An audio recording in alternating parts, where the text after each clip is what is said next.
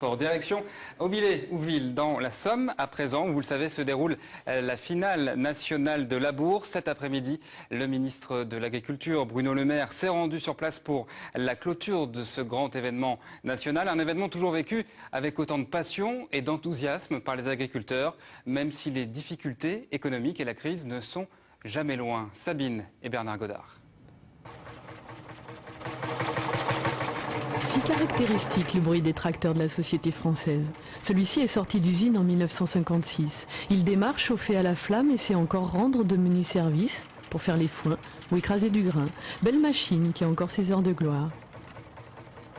Quand je passe dans le village, ou si je vais sur Ulpi, je vais à Ulpi avec, je vais un peu partout, quoi. Eh ben, on sort et on entend le bruit, alors tout de suite, je suis reconnu. Hein. Avec ça, on n'a pas besoin de klaxon. Hein. Un peu plus loin, le concours de Labour à cheval. Chaque attelage doit sillonner une parcelle de 810 mètres carrés en 3 heures de temps et s'attacher à tracer droit. Il y a aussi les courses de moissonneuses-batteuses qui, en l'état, ne sauraient plus vraiment battre la moindre parcelle de blé.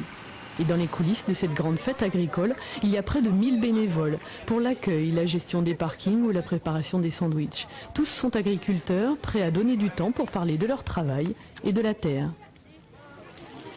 Sur la ferme, nous, on a une production laitière, donc on traite matin et soir.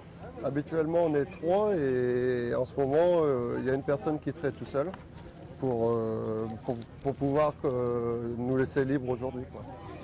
Jour de fête, mais sur fond de crise. Pour certaines productions, comme le lait ou le porc, l'année est désastreuse. En 2009, les revenus dans l'agriculture ont baissé de 34% en moyenne, la plus forte en 20 ans. En toute fin de journée, pour la clôture des festivités, le ministre de l'Agriculture, Bruno Le Maire, était annoncé. On va l'accueillir quand même dignement, il faut quand même qu'il se rende compte où il arrive, il faut qu'on lui donne une image de l'agriculture de notre département, qu'il comprenne en fait qu'aujourd'hui on a besoin d'outils pour faire de la régulation, pour en fait éviter tous ces problèmes de fluctuation de marché. Des outils qui existaient auparavant, on ne peut pas revenir en arrière, ces outils sont supprimés.